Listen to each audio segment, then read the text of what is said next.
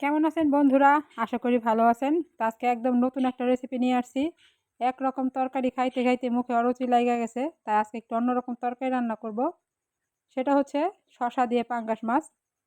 তো ফুল ভিডিওটা দেখার অনুরোধ করছি। ভিডিওটা যদি ভালো লাগে লাইক দিবেন, শেয়ার করবেন আর সাবস্ক্রাইব করে আমার পাশে থাকবেন। তো শসাটাকে আমরা ধুয়ে নিয়েছি আগে থেকেই। আর তরকারি রান্না করতে গেলে কচি শসা দিয়ে নয়, বাড়তি শসা দিয়ে তরকারি রান্না করবেন। তো আমাদের শসা কাটা হয়ে গেছে, শসা দিয়ে পাঙ্গাস মাছ। তো চলে আসলাম রান্নাঘরে, মাছ ভেজে নেব। মাছ আমরা আগে থেকেই হলুদ মরিচ লবণ দিয়ে মাখিয়ে নিয়েছিলাম। তো মাছ ভাজা হয়ে গেছে, এখন তরকারিটা রান্না করব। মাঝে মাঝে একটু অন্যরকম তরকারি খেতে হয়, তাহলে মুখের স্বাদ ঠিক থাকে। একই তরকারি ঘুরায় ফিরে অত স্বাদ লাগে না। তো এরকম আমার মতো নতুন ট্রাই করতে পারেন। তো দিয়ে দিলাম স্বাদ মতো লবণ, তারপর সামান্য একটু পানি দিয়ে দিব, আদা বাটাও দিছি। তারপর এক এক করে সব শুকনা গুঁড়োগুলো দিয়ে দিব, শুকনো উপকরণ। তো দিয়ে দিলাম 1 চা চামচ হলুদের গুঁড়া, 1 চা চামচ মরিচের গুঁড়া আর আধা চা চামচ ধনিয়ার গুঁড়া। তো ভালো মতো নেড়ে চেড়ে নিব। এখন দিয়ে দিব শসা।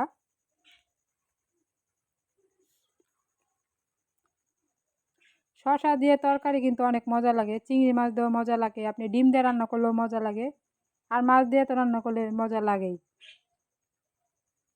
তো নেড়ে চেড়ে আমরা ঢাকনা দিয়ে ঢেকে দেব। তো এটাকে আমরা 10 মিনিটের মতো কষিয়ে নিচ্ছি। আবার নাড়াচাড়া করে দিব, কারণ শসার ভিতর থেকে পানি বের হয়।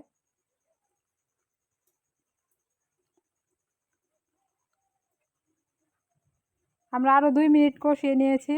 তো হয়ে গেছে আমাদের কষানো, এই তো পারফেক্ট। এখন দিয়ে দিলাম পরিমাণ মতো পানি। তো যখন মাছটা বলক পারছে 1 মিনিটের মতো, সরি শসা, তখন আমরা মাছ দিয়ে দিলাম। মাছটাকে এখন আমরা তরকারি ঝোলের মতো ঢুকিয়ে দেব, নাহলে মশলা ঢুকবে না মাছের ভিতরে। তো যারা আমার সাথে শুরু থেকে ছিলেন, আমার ফুল ভিডিও দেখছেন, তাদেরকে অসংখ্য ধন্যবাদ। এই তো আমাদের তরকারি ফাইনাল লুক, মাশাল্লাহ। তো আমার সাথে থাকার জন্য অসংখ্য ধন্যবাদ। যারা সাবস্ক্রাইব করছেন তাদেরকে অসংখ্য ধন্যবাদ।